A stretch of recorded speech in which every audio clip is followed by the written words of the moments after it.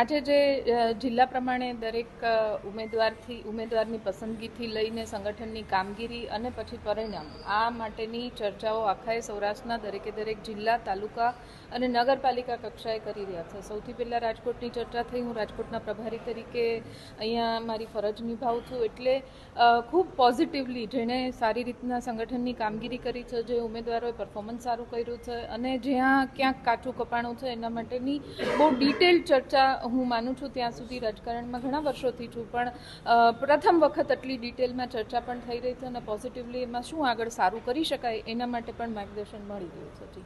જે પ્રમાણે સૌથી પહેલાં તો ભારતીય જનતા પાર્ટી હું માનું છું ત્યાં સુધી પોતે ડરમાં હતી કે કેમ, અથવા તો એ પોતે કંઈક મેસેજ ગુજરાતની પ્રજાને અલગ આપવા માંગે છે. ચૂંટણીની જ્યારથી પ્રક્રિયા શરૂ થઈ અને જે પ્રમાણે આપના જ માધ્યમથી આખાએ ગુજરાતની પ્રજાએ નિહાળ્યું કે કઈ રીતે બિનહરીફ કરવાનો ખેલ ચાલુ થઈ ગયો હતો.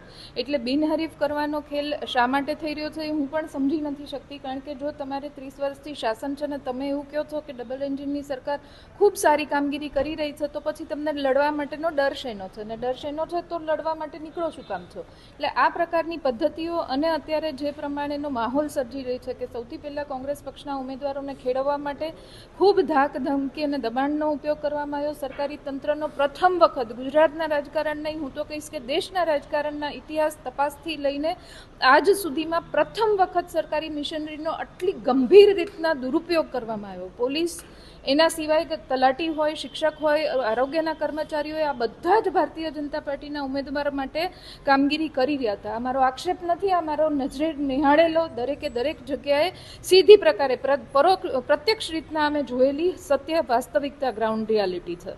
એટલે જે પ્રમાણે ભારતીય જનતા પાર્ટી પોતે કામ નહીં કરીને અલગ મુદ્દાઓ કે જેનાથી પ્રજાને કોઈ ફાયદો ન થતો હોય એને ભટકાવીને કોંગ્રેસ પક્ષના જેણે ઉમેદવારી કરી, લડ્યા, હાર્યા કે જીત્યા, અત્યારે પણ એની કનડગત ચાલુ છે. એટલે આપના માધ્યમથી હું કહેવા માંગુ છું કે તમે જે ડરની રાજનીતિ ગુજરાતની પ્રજામાં ફેલાવવા માંગો છો, પણ વિપક્ષ એમાં કોઈ પણ રીતના પાછીપાની નહીં કરે. લડતા જ રહીશું.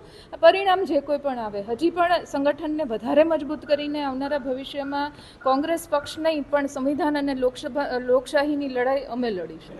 હારના કારણો મેં ફર્સ્ટ જ પહેલાં જ કીધું કે ક્યાંક અમારી ઉમેદવારમાં પસંદગીમાં કચાશ રહી ગઈ હશે, ક્યાંક 30 વર્ષથી શાસન નથી, તો ઘણા બધા અંશે પ્રજામાં કરતાં પણ ઉમેદવારી જે કરતા હોય એની અંદર પણ એક ડિમોટિવેશન આવી ગયું હોઈ શકે. પ્લસ જે પ્રમાણે ભારતીય જનતા પાર્ટીનો શામદામ દંડ ભેદ અને દબાણની રાજનીતિ આવી, એમાં પણ ક્યાંક પાછીપાની ઉમેદવારે કરી હશે, ક્યાંક પોતે ગભરાયો હશે કે ક્યાંક અમારી કચાશ સંગઠનની રહી હશે. ખૂબ ડિટેલપૂર્વક અમે પોતે પણ અભ્યાસ કરી રહ્યા છે.